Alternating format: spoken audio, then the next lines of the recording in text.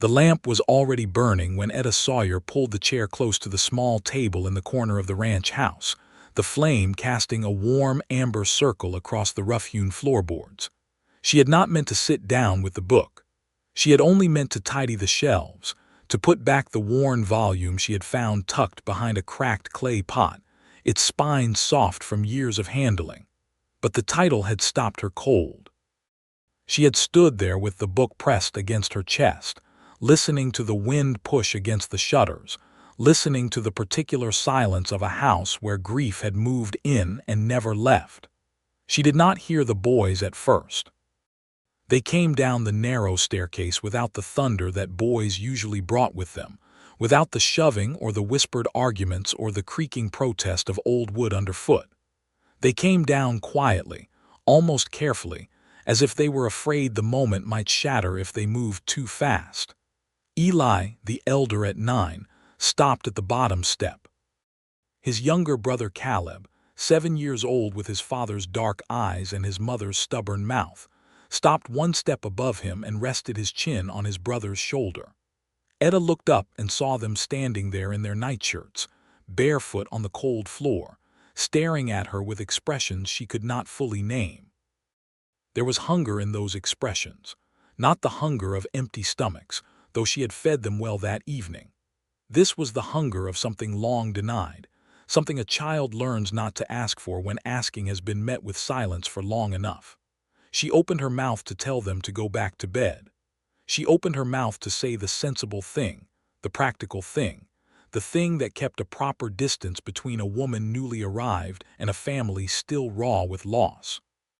But Caleb took one small step down onto the floor and Eli did not move, but his hands gripped the newel post, and neither of them said a single word, and Etta felt something inside her chest rearrange itself in a way that could not be undone. She had not known, when she agreed to come to Lawson Ranch as a housekeeper following the advertisement posted through the agency in St. Louis, that she was walking into a house held together by nothing more than a man's stubborn refusal to fall apart, and 2 small boys who had stopped asking for bedtime stories since their mother died. She had not known that the dark past of this family would reach inside her and pull at threads she thought she had long since tied off. She had not known any of it. She had not known Arthur Lawson at all. She turned to the first page. The boys crossed the floor without a word and settled themselves on either side of her, Caleb tucking his feet beneath him on the chair cushion she had dragged over, Eli sitting perfectly straight on a 3-legged stool as though he was not certain whether comfort was something he was permitted to want. Etta brought the lamp a little closer. She cleared her throat. She began to read. That was the night everything changed, though none of them understood it yet.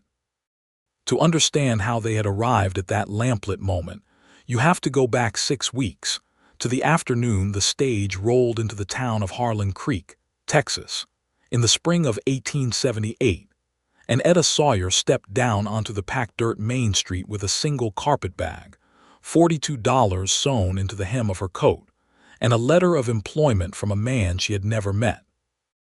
Harlan Creek was the kind of town that had been reaching for permanence for the better part of a decade and had not quite grasped it. There was a general store with a porch that leaned toward the street as though it had grown tired of standing upright. There was a saloon called the Red Ace that served watered-down whiskey and full-strength gossip in equal measure. There was a church whose white paint was peeling badly, and a schoolhouse that doubled as a meeting hall when weather required it.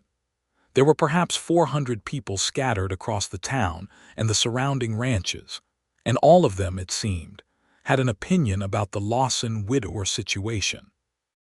Etta learned this within approximately 20 minutes of stepping off the stage, courtesy of Dora Bledsoe, who ran the dry goods end of the general store and who had apparently been waiting for someone new to inform.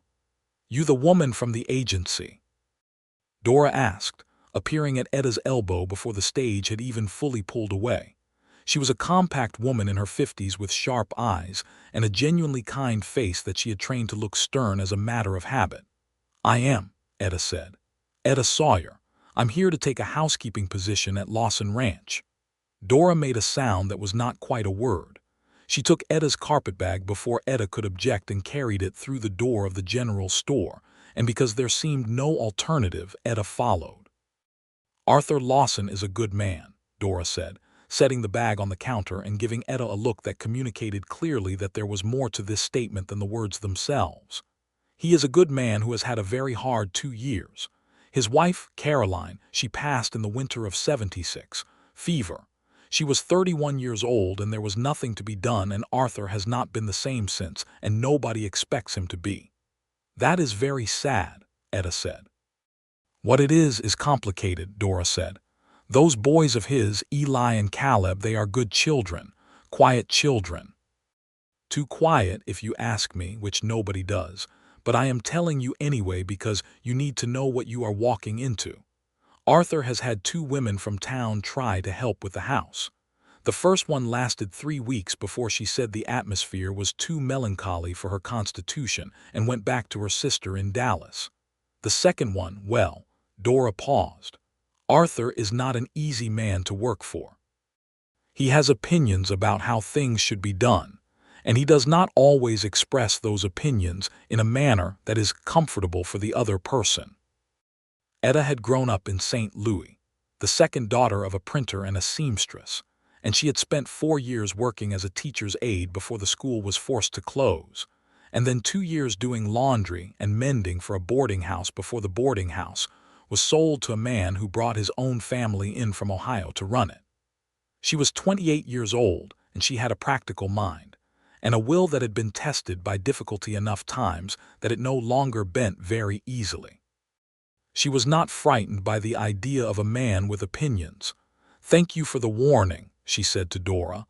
"How do I get to the ranch?"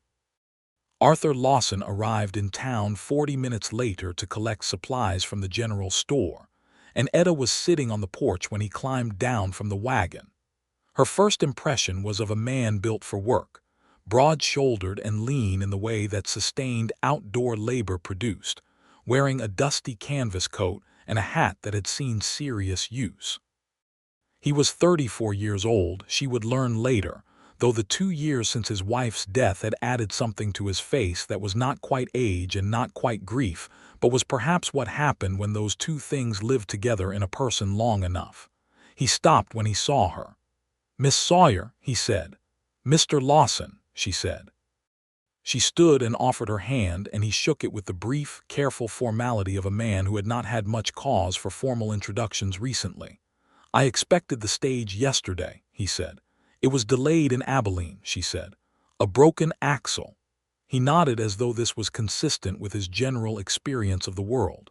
He took her bag and put it in the wagon bed among the supply crates without asking, which told her something about him. Not a bad something, she decided. Just a something. The drive out to the ranch took just over an hour on a road that started out being a road and gradually became a suggestion. The land spread out around them in the long, flat manner of that part of Texas, the spring grass coming up pale green between patches of red-brown earth, the sky enormous and streaked with high, thin clouds. Etta sat on the wagon bench beside Arthur Lawson, and they said very little to each other, and what they did say was about practical things, the well situation, the state of the kitchen garden, the schedule of the boys' schooling. He did not mention Caroline. She did not ask. The ranch house was a solid single-story structure with a covered porch running along the front, built from lumber and local stone in the manner of the late '60s when the region had seen its first real wave of settlement. There was a barn behind it, a chicken yard, a root cellar, and the beginning of a kitchen garden that had been started and then abandoned sometime in the fall. 2 dogs of uncertain ancestry rose from the porch as the wagon pulled in and assessed Etta with the professional skepticism of animals who had known loss too. The boys were waiting on the porch steps. Eli stood straight and looked at her with those careful eyes and said, "How do you do?" in a tone that was perfectly polite and perfectly opaque. Caleb stood slightly behind his brother and looked at the ground and then quickly at Etta and then at the ground again. He had a smear of something orange, possibly sweet potato, along his jawline that no one had addressed. "Very well, thank you," Etta said to Eli. And then to Caleb she said, "You have something on your face, sweetheart." Not because it needed to be said for cleanliness purposes right that moment, but because she wanted to see what he would do. He looked up at her, startled that she had spoken to him directly, and then he grinned. It was a fast grin, quickly hidden, but it was entirely genuine, and it cracked the careful surface of that porch like sunlight through a shutter. Etta filed it away. She picked up her carpetbag and followed Arthur Lawson inside. The house was clean but not tended. There is a difference, and Etta understood it immediately. A man can keep a space clean, can sweep and wipe and maintain the basic surface of order, while everything beneath that surface quietly desiccates for lack of the kind of attention that comes from someone who actually wants to be in the space. The curtains were clean but hanging slightly wrong. The kitchen was organized, but organized in the way of pure efficiency with no comfort in it. The small parlor had a fireplace with a wooden mantelpiece, and on that mantelpiece there was a photograph in a dark oval frame of a woman. Etta did not need to be told, was Caroline Lawson. She was beautiful in the photograph, dark-haired and serious-faced, with a gentleness in her expression that photographs of that era did not usually manage to capture. Etta looked at her for a moment and then looked away and got to work. In those first 2 weeks, Etta and Arthur Lawson existed in a careful negotiation that neither of them would have called a negotiation. He had rules, or not exactly rules, more like grooves worn into the surface of his days, ways he had arranged the surviving pieces of his life so that they held together and kept moving forward. Breakfast at 6:30. Boys up and dressed by 6.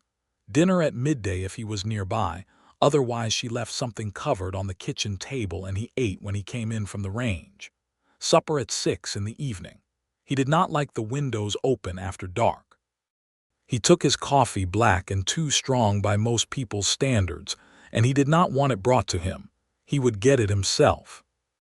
Etta adjusted herself to these grooves without making a significant issue of any of it, because she was practical, and because she understood, in the way that people who have experienced their own losses understand, that sometimes the structures a person builds around grief are the only thing keeping them functional, and you do not dismantle someone's survival mechanisms out of a preference for a different arrangement. But she adjusted other things too. She started the kitchen garden back up, working in the evenings and the early mornings in the soft spring light, and she found seeds in the root cellar that had wintered well enough. She fixed the curtains in the parlor. She taught Caleb, when he hovered near the kitchen watching her cook, the names of the herbs she was growing in the window box, because he seemed genuinely curious, and because a curious child should have his curiosity met. Eli was harder. Eli had built a wall around himself that was considerably more sophisticated than a 9-year-old should have needed to construct. He was not unfriendly. He was not rude. He was simply sealed in a way that Etta recognized, because she had sealed herself in a similar way after her own mother died when she was 14, and she knew that trying to breach that kind of seal directly was the fastest way to ensure it was never breached. So she did not try to breach Eli.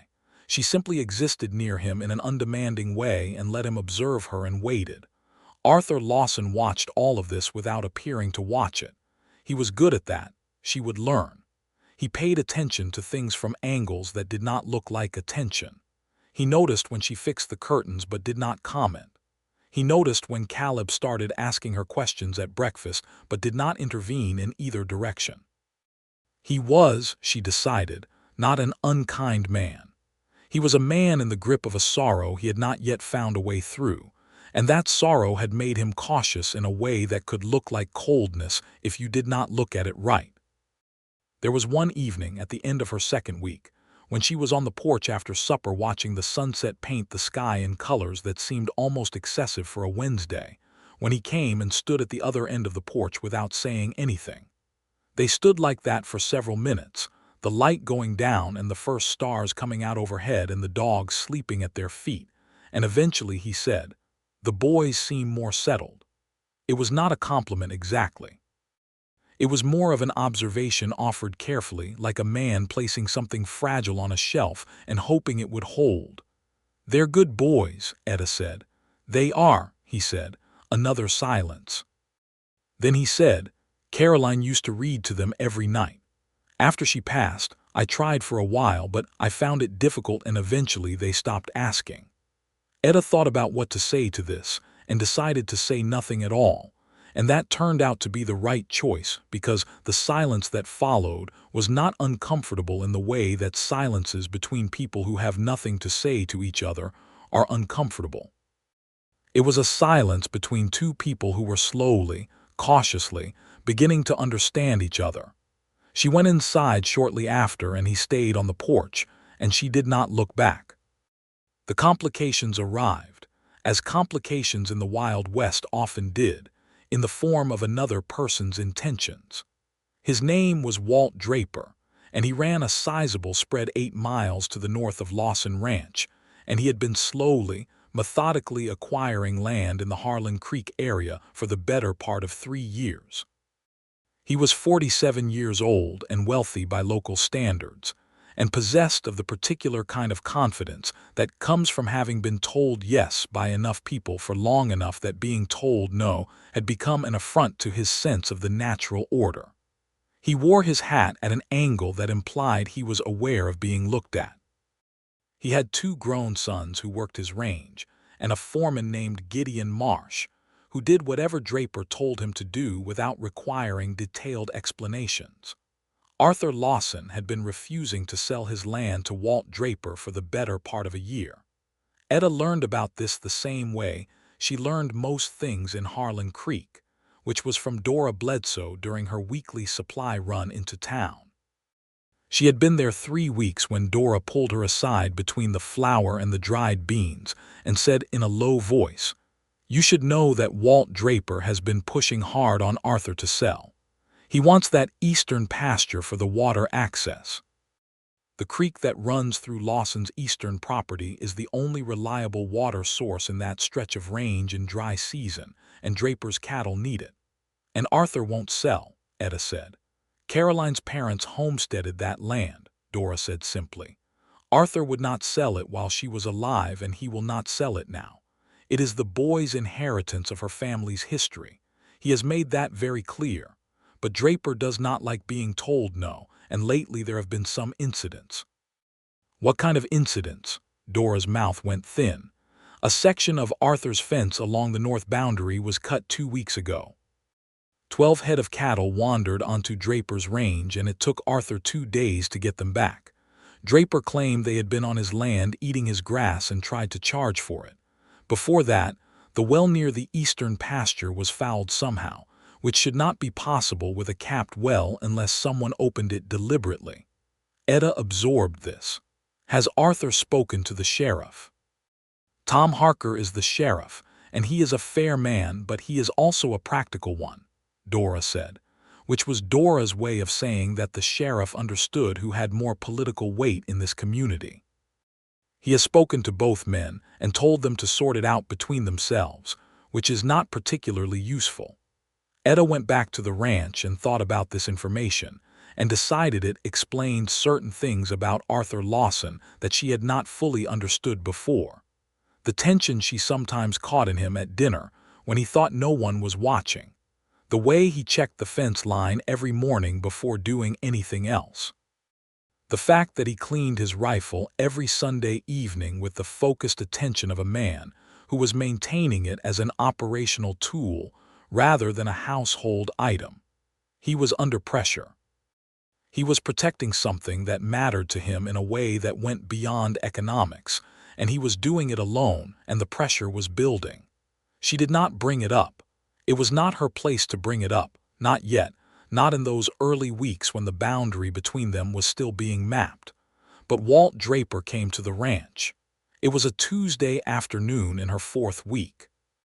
Arthur was out on the far range with his one hired hand, a taciturn Mexican man named Ignacio Vega, who had worked for Arthur for 5 years, and who communicated primarily through a system of significant looks and brief nods that Arthur had apparently learned to read without difficulty. Etta was in the garden. The boys were behind the barn playing some elaborate game with sticks and an overturned crate that Etta had not asked too many questions about. Draper came with Gideon Marsh at his side, and he rode up to the porch and called out, and Etta straightened from the garden and walked around to the front of the house with her hands still dusty. "This is Lawson's ranch," Draper said, looking down at her from his horse in a way that was designed to make her feel the altitude difference. He was a large man with a broad face and pale eyes that were not quite as warm as he was currently making them look. "I was hoping to speak with Arthur Lawson. He is out on the range," Etta said. "I do not expect him back until supper." "And you are the housekeeper," she said. She did not offer her name. This was a conscious choice. Draper smiled in a way that registered her failure to offer her name and filed it away as something interesting. "Well, I'll leave word with you then. Tell Arthur that the offer still stands. He knows what I mean. And tell him the offer has improved." He paused, his pale eyes moving around the property in a manner that was openly appraising, pricing things, calculating. "He's got 2 boys to think about.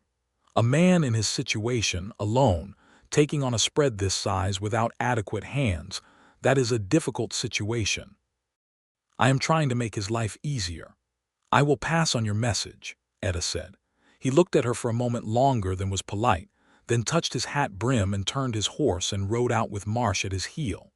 Etta stood and watched them go and felt a cold clarity settle over her that she recognized as the particular state of mind she entered when something was wrong and she needed to think carefully.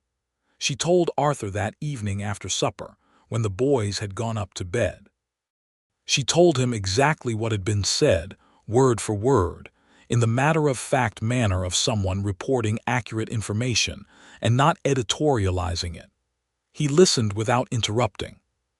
When she finished, he was quiet for a moment and then he said, "He has been on my property twice before without invitation. This is the 3rd time." "That I am aware of," Etta said. He looked at her. "Dora Bledsoe told me about the fence and the well," Etta said. "I should have mentioned it before. I did not think it was my business to bring up. I am reconsidering that." Something shifted in his expression. Not quite gratitude, not quite surprise, something more careful than either. "You are direct," he said. "I find it saves time," she said. He was quiet again and then he said, "I am not going to sell the land. Draper understands that. This is something else." "I know," she said. "I will speak with Ignacio tomorrow about the north fence, and I will ride out to speak with Tom Harker again." Etta nodded and began clearing the supper dishes, and Arthur Lawson watched her do it with an expression she did not see because her back was turned, which was perhaps why he let himself have it. It was the following week that she found the books. She was reorganizing the shelves in the small parlor, the shelf that lived in the corner behind the standing clock, when she found them behind a stack of old newspapers and a broken lantern. There were 3 books. A collection of poetry she did not recognize the author of, a natural history of the American Southwest, and a children's book called Travels and Tales of the Western Lands, with an illustration on the cover of a cowboy on a horse against a sunset that had clearly been drawn by someone who had not spent much time in the actual West. The children's book was the one whose spine was most worn. It had been read many times. She put it on the shelf where it could be seen. That night she found it on the kitchen table. She did not know how it had gotten there. It had simply moved from where she had placed it to the kitchen table, as if someone had picked it up and carried it and then set it down in a place where she would see it, and then thought better of whatever that gesture was supposed to mean and abandoned it. She left it on the table. In the morning it was gone. She looked at Arthur at breakfast and he looked at his coffee and neither of them said anything about it. The next evening was the lamp evening. The evening the story begins with. She found the book again, tucked back behind the clay pot, put away a second time as if it had been retrieved and returned, and she took it and she sat down by the lamp and she opened it, and the boys came downstairs. She read them 3 stories that night. The first was about a group of travelers crossing a desert who discovered an underground river and followed it to an oasis. The second was about a woman rancher in New Mexico who outwitted a band of cattle thieves using nothing but a mirror and a knowledge of the local terrain. The third was the beginning of a longer story about twin brothers who discovered that the old willow tree on their family's property was a door to a world where all the seasons existed simultaneously.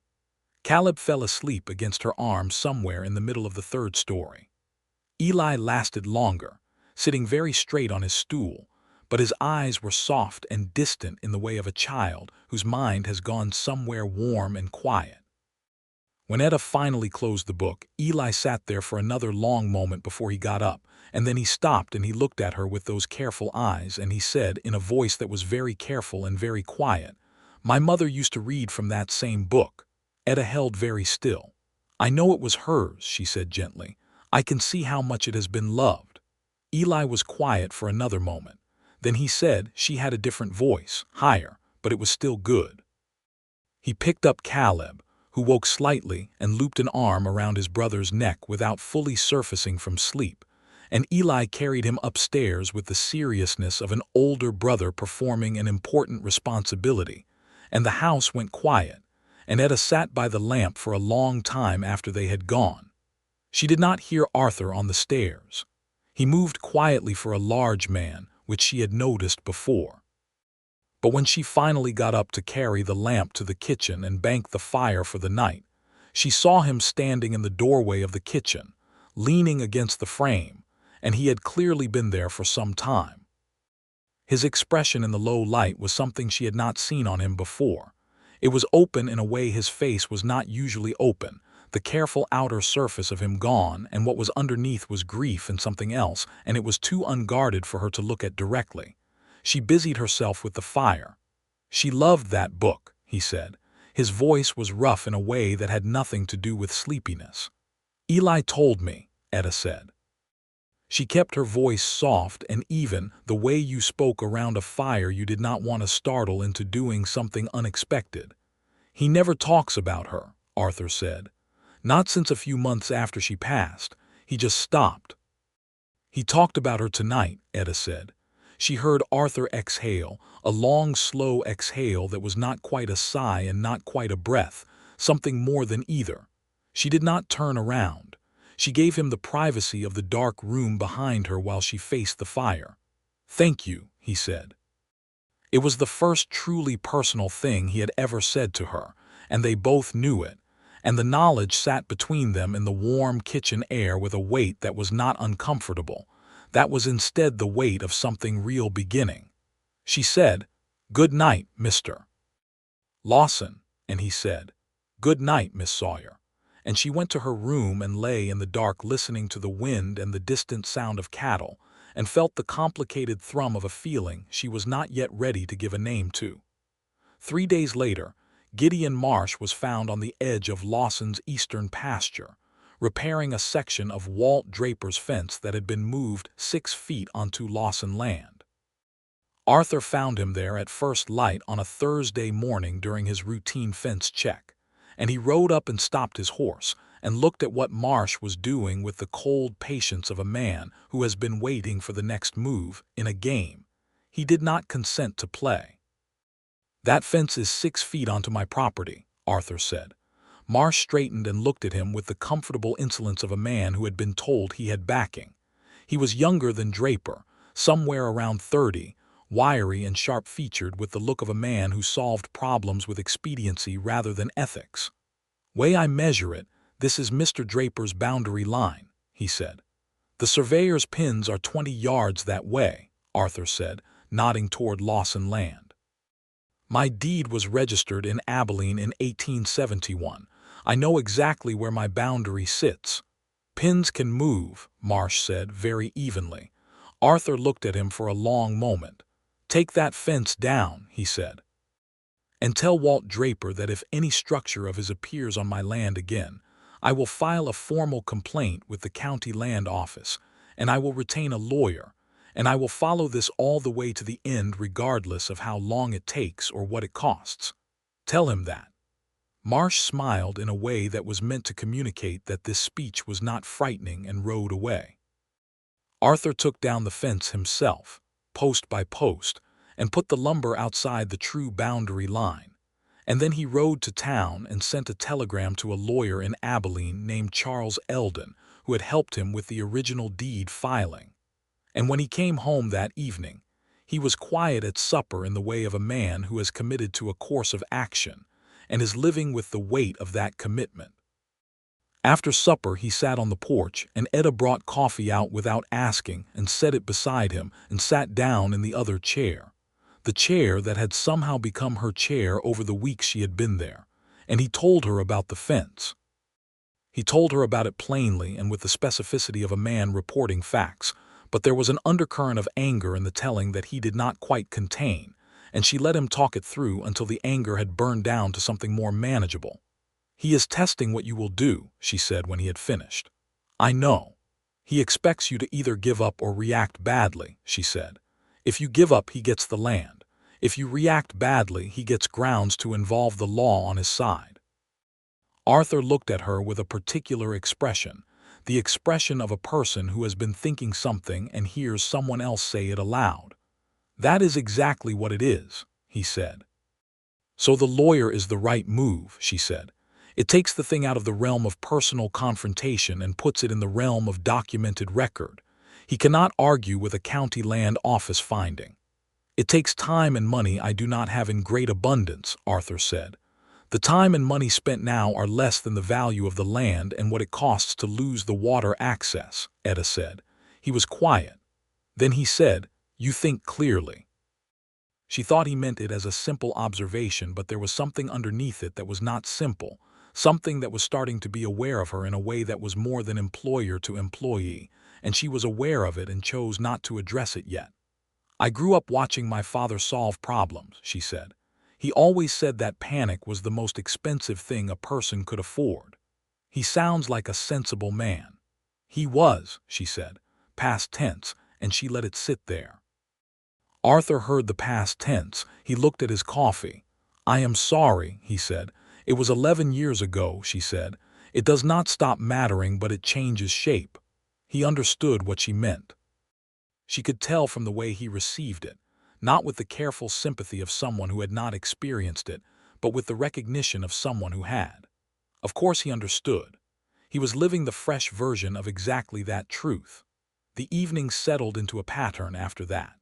Supper, dishes, the boys' bedtime, which now always included Etta reading from the Warren book while Eli and Caleb arranged themselves around the lamp with the practiced comfort of a new ritual. Then the porch and coffee and conversation that started as practical and kept becoming something else. They talked about the ranch. They talked about the land dispute. They talked, carefully at first and then with increasing ease, about bigger things. His ambitions for the ranch, the quality of the soil in the southern fields, whether it was worth attempting a small wheat crop in addition to cattle. Her years in St. Louis, the boarding house, the things she had learned about managing a household and keeping accounts, and what happened when people in difficult circumstances were given practical help instead of just sympathy. He told her about meeting Caroline.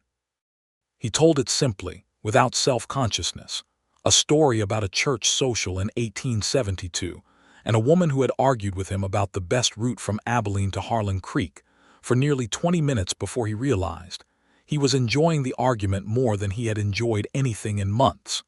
He told her that Caroline had been intelligent and stubborn, and had made every day of their marriage feel like something actually happening rather than just time passing. Etta listened without interrupting. When he was done, she said, "She sounds like someone worth grieving."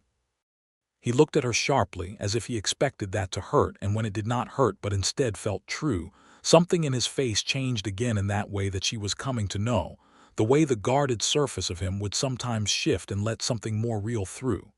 "She was," he said. "You are allowed to honor that and still have a life," Etta said. She said it carefully, meaning every word, not directing it at anything beyond what it was. He said nothing. He looked out at the dark range. But she felt him hear it. Caleb began following Etta around the house and yard like a very earnest shadow. He wanted to know how to bake bread. He wanted to know why you added salt to the garden soil in one place but not another.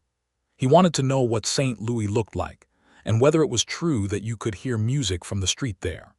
He had a seemingly infinite capacity for questions, and Etta answered every one of them fully and with the seriousness they deserved, because a child who asks questions is a child who trusts you with his curiosity, and that trust is precious.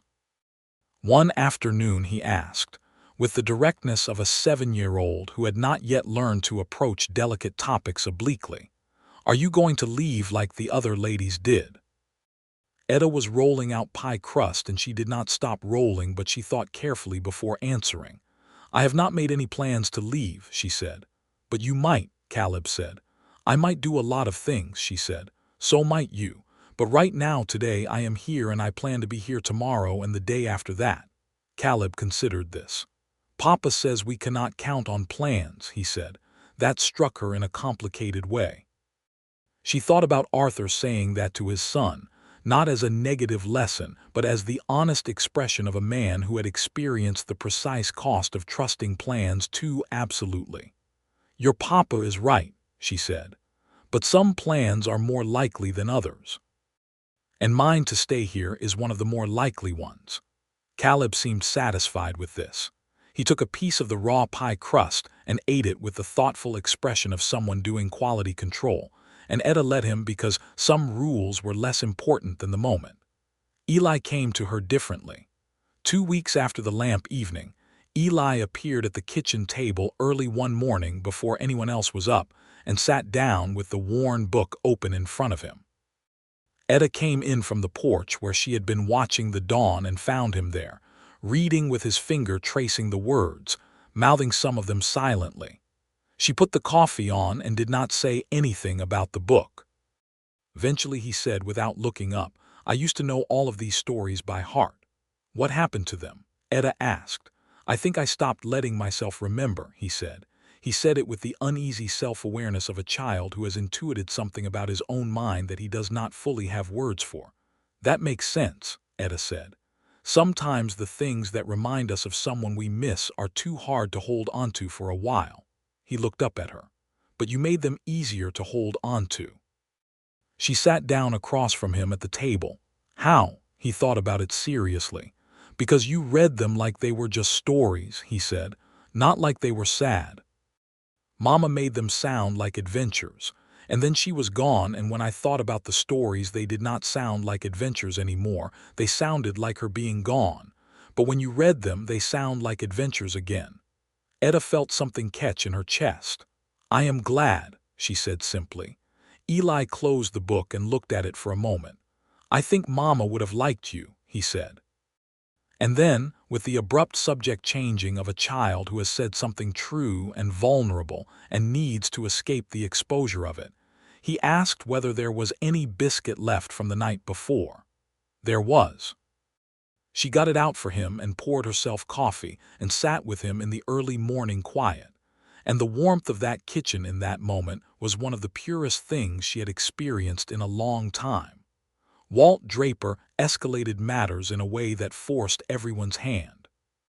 The lawyer from Abilene, Charles Eldon, sent word that he had reviewed the deed and the boundary survey, and that Arthur's case was unambiguous and strong, and that a formal complaint filed with the county land office would likely result in a findings order within 60 days that would legally establish the boundary and require Draper to remove any encroaching structures under penalty of fine.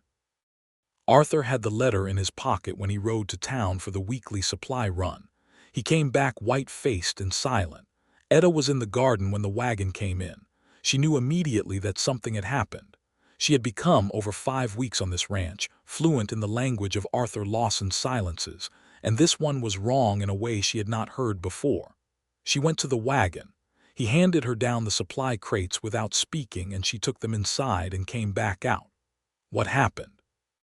she said. He had his hands on the wagon fence, his back to her. His shoulders were doing the work of a man who was keeping himself very still to avoid doing something he would regret. "Draper was at the general store when I arrived," he said. "He had Gideon Marsh and his 2 sons with him. He came to me in front of half the town and he told me that he had been patient but that his patience was finished. He said if I did not agree to the sale by the end of the month he would find other means of addressing the situation." He paused. He said it in front of Tom Harker, in front of the school teacher, in front of Dora Bledsoe, loud enough that everyone could hear. He was not threatening me in private. He was doing it publicly so that I would understand the position I was in. "Which position is that?" Etta said carefully. He turned then and looked at her, and his face was doing that thing where the surface was under strain, where the held-together quality of him was being tested by the pressure underneath. "The position where refusing him costs me things beyond the land," he said. "My credit at the general store runs through Harker's bank. Draper has influence with Harker. The next cattle drive, I sell through the trading post in Harlan Creek.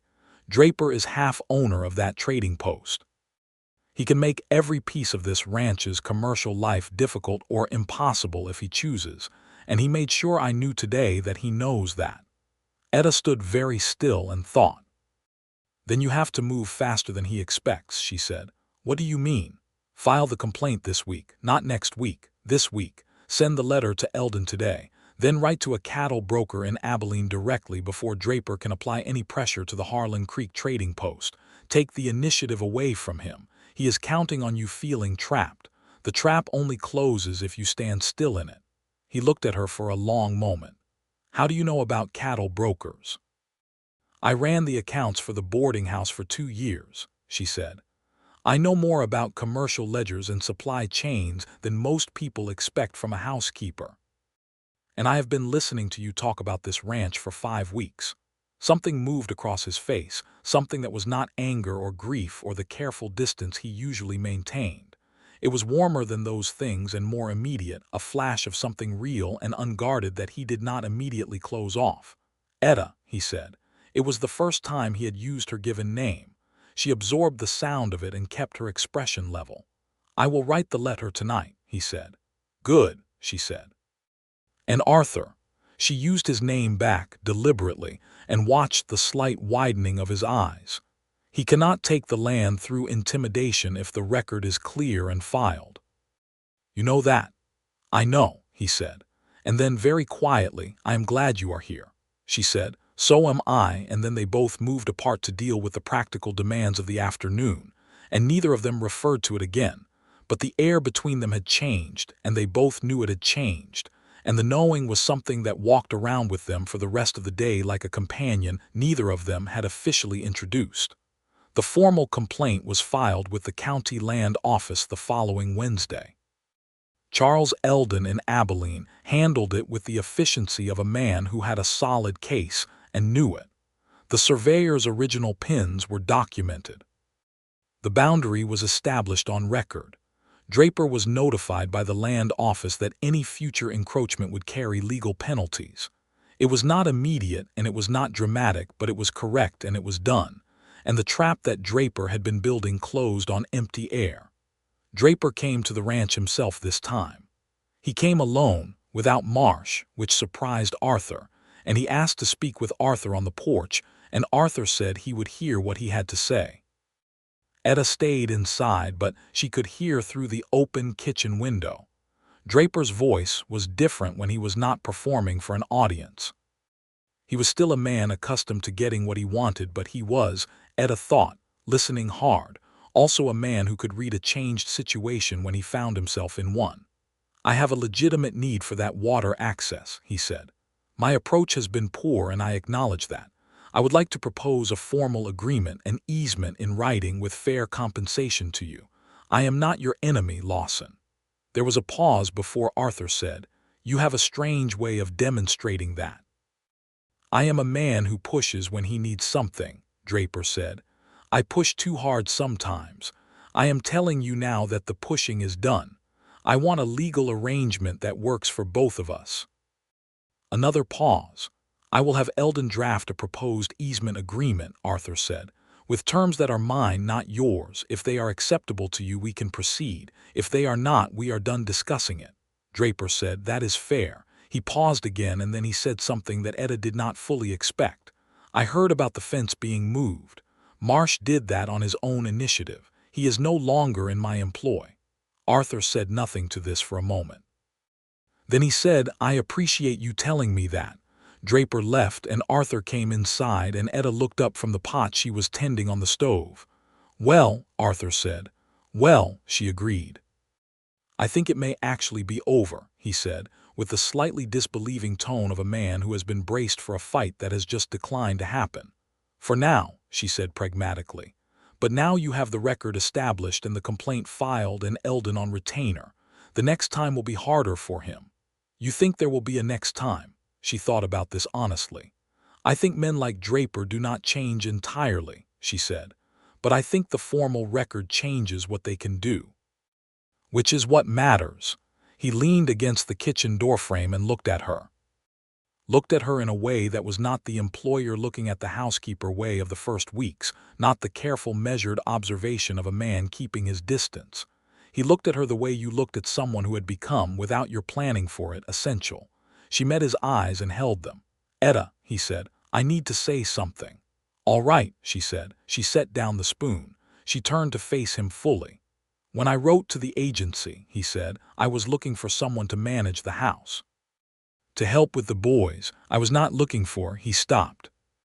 He was a man who was good with practical words and less practiced with the other kind, and she could see him working to bridge the distance between what he meant and what he knew how to say. "I was not expecting you."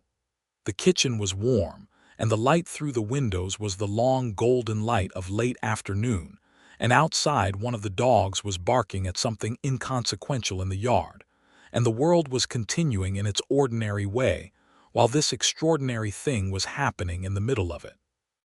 "I was not expecting you either," she said.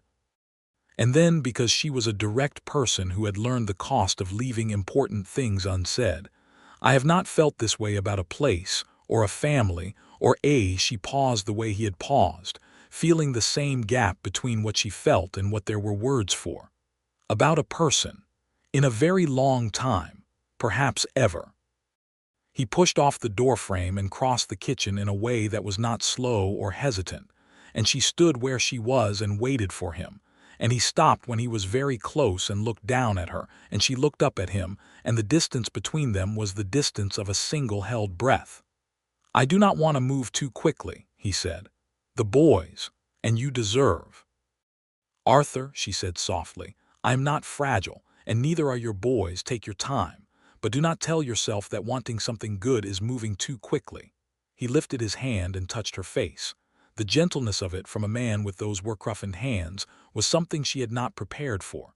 She felt it move through her all the way down to somewhere that had been closed for a long time and was now apparently open again. "I want to court you properly," he said. "With your permission."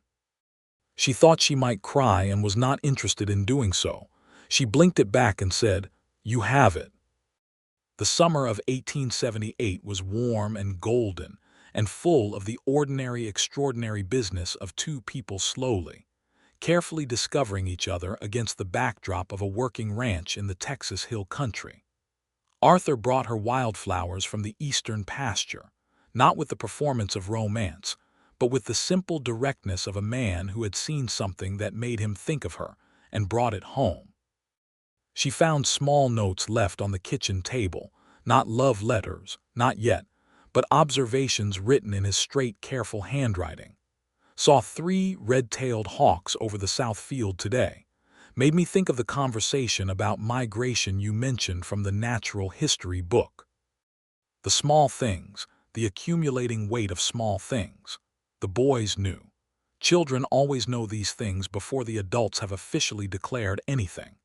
Caleb handled the knowledge with his typical forthright joy, informing Etta one morning over breakfast with great seriousness that he thought it was a good idea if she stayed, and that he was in favor of the arrangement, as if he were a member of a board that had been consulted. Eli said nothing directly, but his behavior changed in a way that spoke volumes. He helped more without being asked.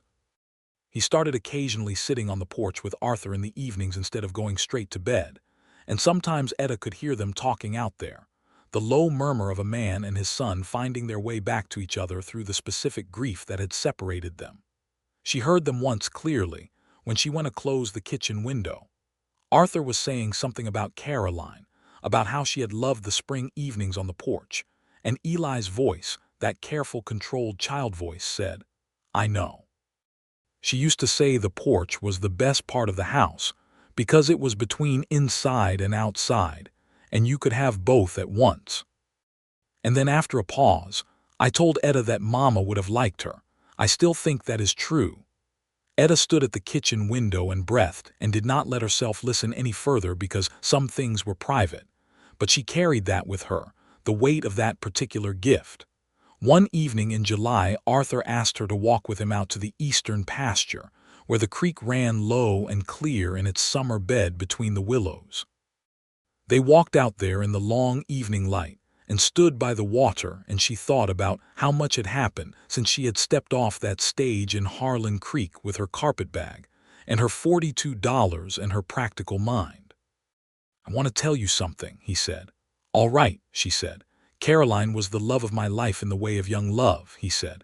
"The way of a man who builds everything around one person and that person becoming the whole of his world. And when she was gone, I thought that part of me was gone too, the part that could." He stopped. He was looking at the water. "I thought I had used up whatever that was. I thought the boys would have me, but no one else would have that version of me because I had nothing left of it." Etta waited. "I was wrong," he said. He turned and looked at her, and his face in the evening light was fully present in a way she had not seen it before, not the guarded distance of the early weeks, not even the warm, careful openness of recent weeks, but fully here, fully himself, without the shadow of anything held back. "What I feel for you is not what I felt for Caroline.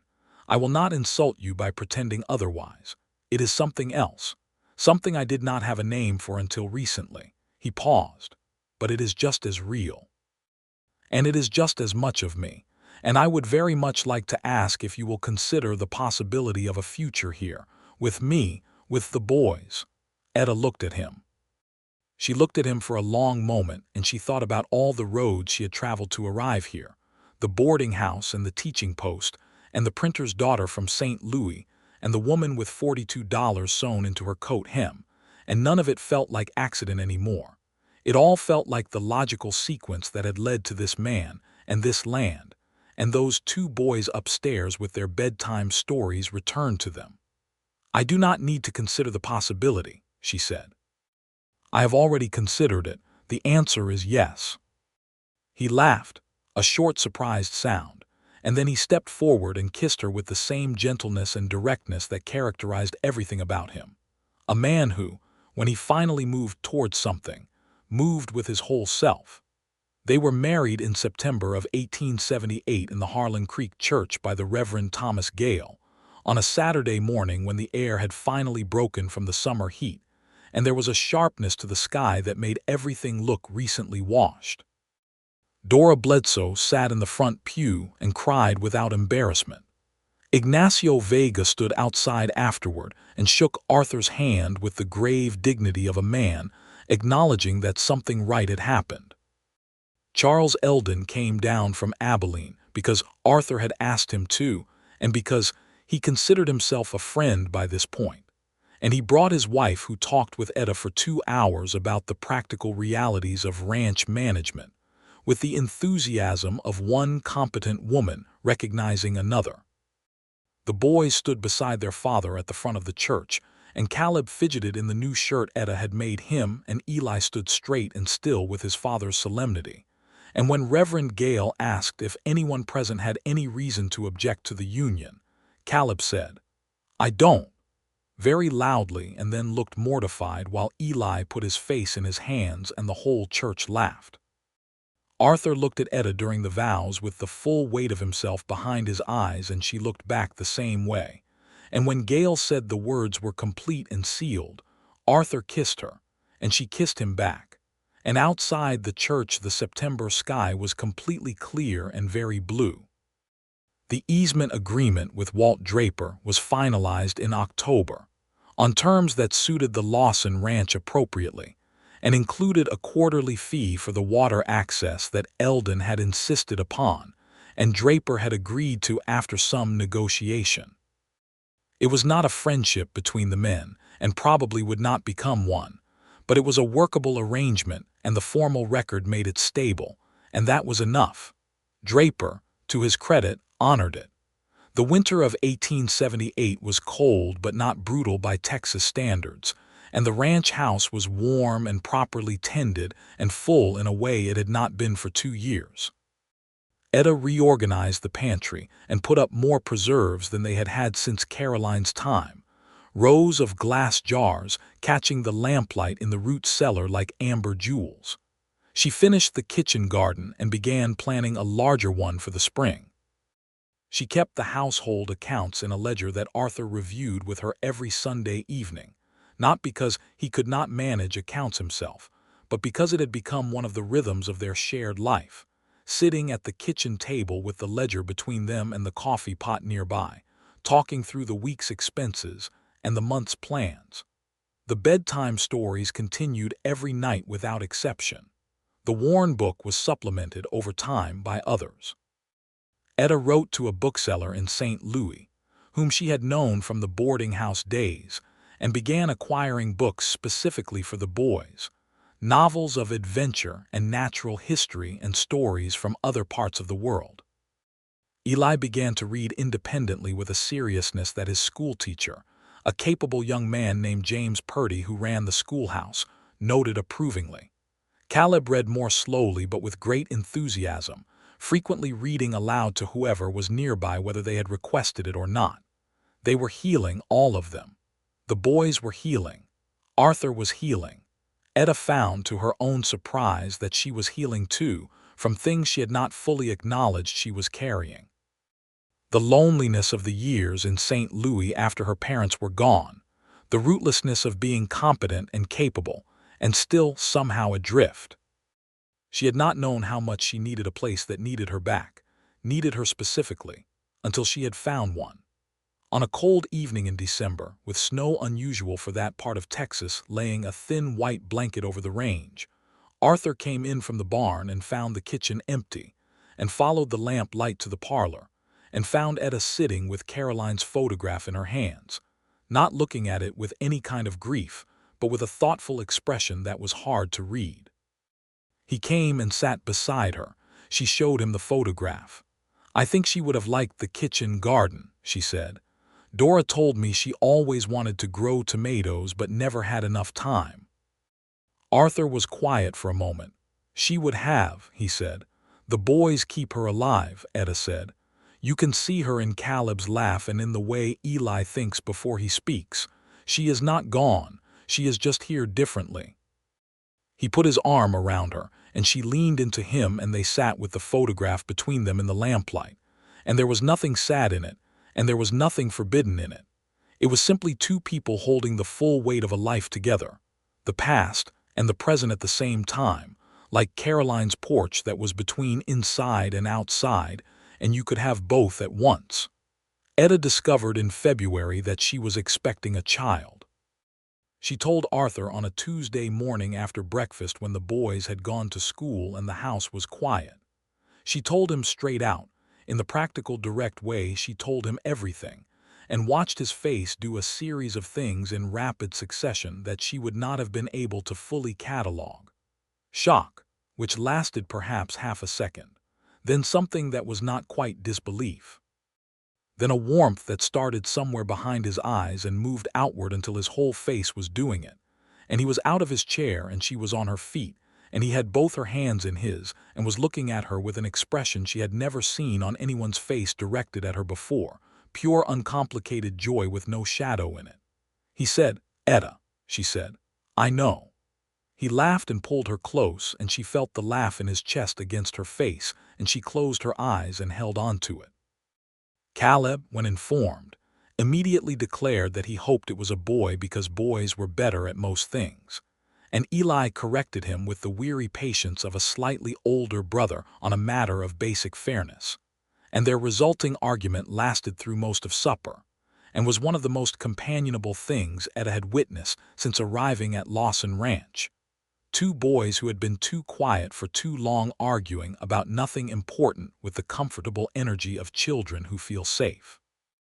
The spring of 1879 arrived, and the kitchen garden came back in force, and the cattle drive that year went well. The new arrangement with the Abilene broker proving profitable enough that Arthur hired a second ranch hand to work alongside Ignacio, a steady young man from the county south of them, named Pete Alvarez, who arrived with excellent references, and a battered harmonica that he played in the evenings by the barn with a melancholy sweetness that somehow made the nights feel settled. The easement creek ran clear, and there were no more incidents along the north boundary. Draper paid the quarterly fee on time and in full, and the matter had the quality of a wound that had healed over, not without a scar, but healed. In July of 1879, on a hot, still night with all the windows open and a summer storm building in the west, Etta gave birth to a son. Arthur was there, because Etta had said matter-of-factly that she wanted him there, and he had not questioned it, only nodded and been there. And the midwife from town, a practical woman named Nora Finch, who had delivered half the children in the county, and maintained the professional composure of someone for whom the miraculous had become routine, directed operations with calm efficiency. The storm arrived in the middle of things, and lightning lit the bedroom windows in long blue flashes, and the rain came down on the roof in a sustained roar that should have been alarming and instead felt like accompaniment.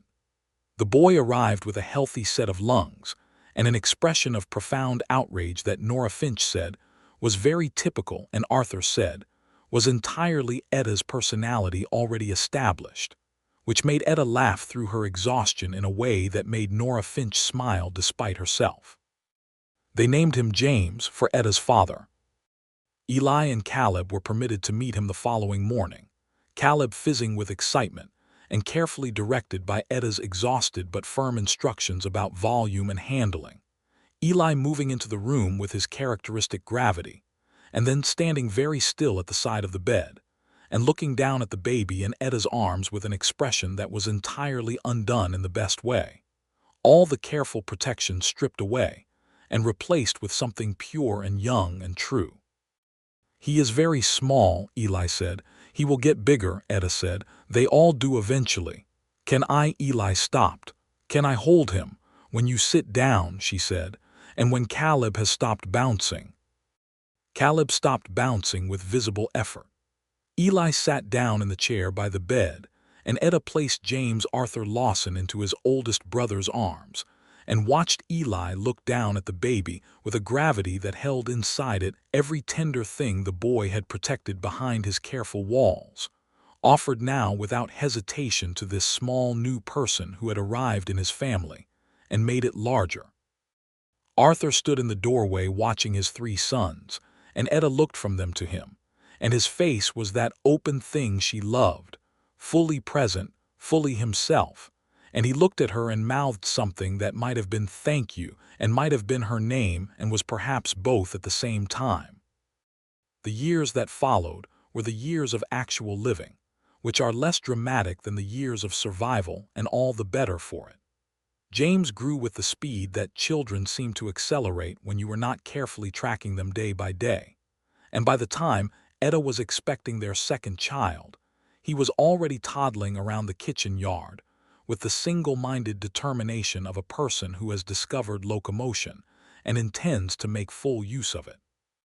He had Arthur's dark eyes and Etta's directness, and a completely individual personality that belonged entirely to himself, opinionated and sunny, and deeply interested in the horses in a way that Ignacio regarded with solemn approval and took very seriously. Eli, by the time he was 13, had become a reader of serious commitment, and had begun to correspond with the bookseller in St. Louis that Etta had introduced him to. Letters exchanged about titles and subjects with the engaged enthusiasm of a young mind, discovering the breadth of what there was to know. He still had his father's quality of stillness and attention, but it had become something he inhabited rather than hid behind, a way of being in the world that saw things clearly and held them with care. Caleb was, by general consensus, the social engine of the family. He had his mother's directness and a warmth that made people feel met when he turned his attention to them, and he was popular at school in the way of children who are genuinely interested in other people rather than merely performing it. He had also become an excellent baker, having continued to show up in the kitchen with questions from the age of 7 onward, until Etta had simply taught him everything she knew. And by 12, he was making the family's bread and a particularly excellent peach pie that Dora Bledsoe declared was the best she had tasted in the county, which she said in front of everyone at the church social, and which Caleb received with an expression that was trying to be modest and not quite succeeding. Their second child, a daughter born in the autumn of 1881, was named Clara Rose. She arrived with fine dark hair and an imperious manner that was evident within the first week, and that showed no signs of moderating with age. She organized her brothers from the time she was old enough to walk and point, and they largely allowed it, Caleb because it amused him and Eli because he had looked at his baby sister with the same grave tenderness he had shown James, and had clearly, silently, made some internal commitment to her that he never articulated but that expressed itself in his patient compliance with her small tyrannies. James adored her from the moment she arrived.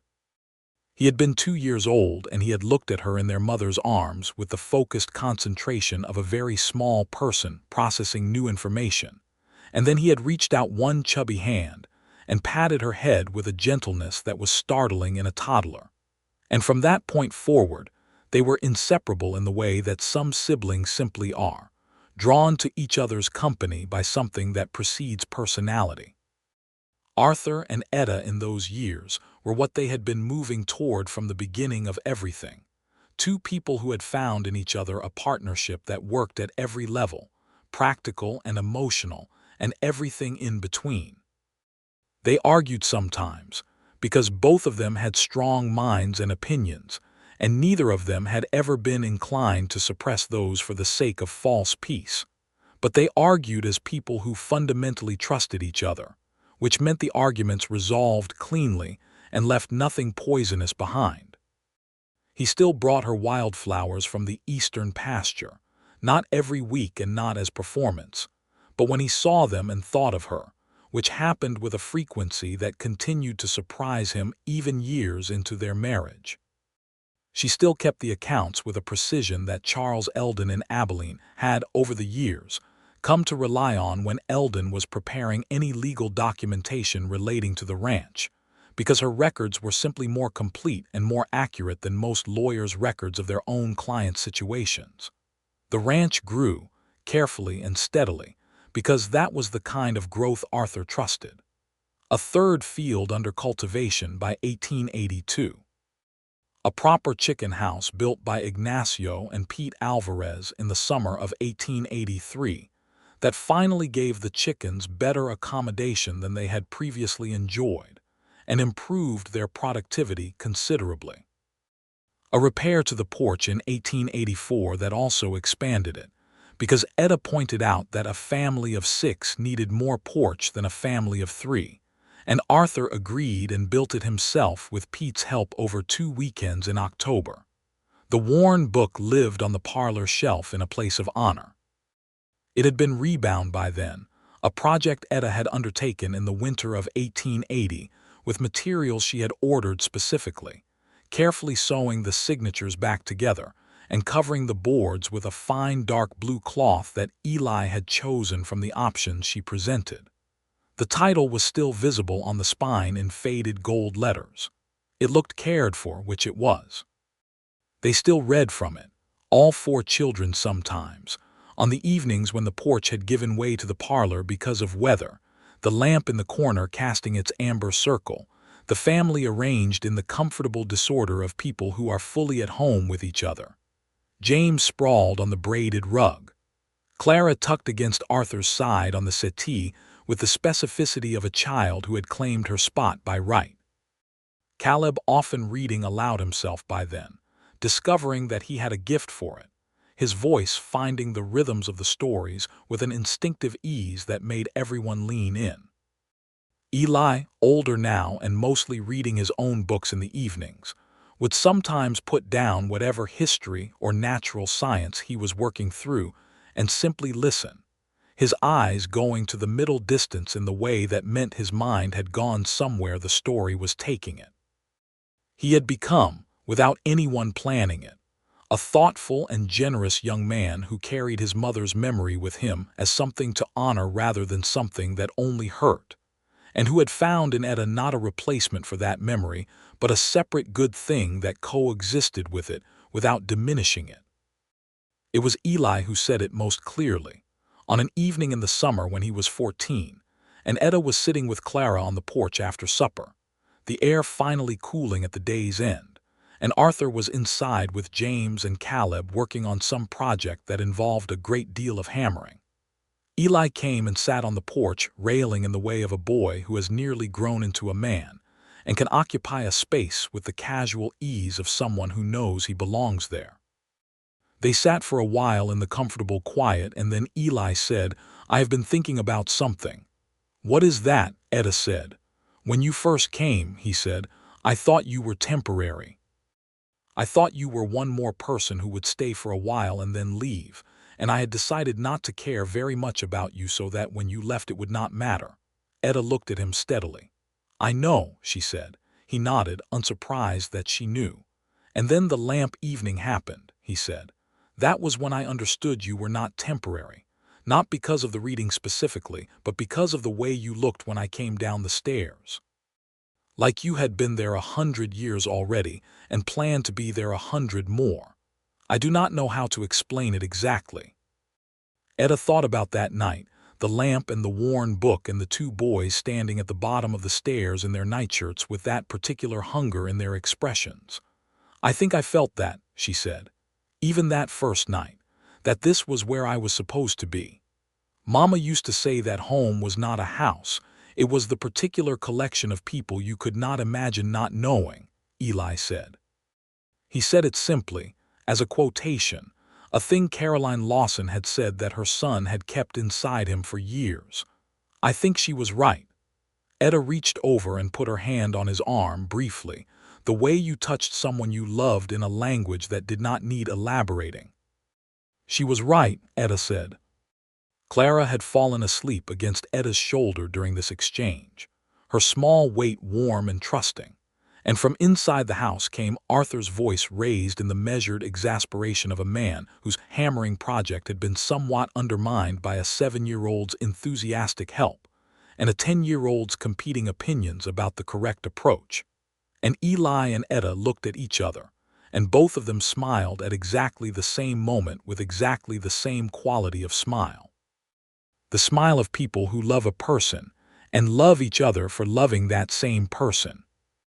Arthur appeared in the doorway a moment later with sawdust on his shirt and an expression that communicated clearly that the birdhouse, which was the project, was going to require some additional time to reach completion, and Etta said, "Clara is asleep," and he lowered his voice and said, "I can see that," and he came and lifted his daughter from Etta's arms with the practiced ease of a father who had lifted sleeping children many times, and held her against his chest where she burrowed into his warmth without waking, and he looked down at his wife in the evening light, and she looked up at him, and between them, for just a moment, was the full weight of everything, the lamp and the stories, and the dark past shed and the hidden sorrows worked through, and the forced choices not forced anymore, and the betrayals of fate navigated and survived, and the life they had made on the other side of all of it, solid and real and warm.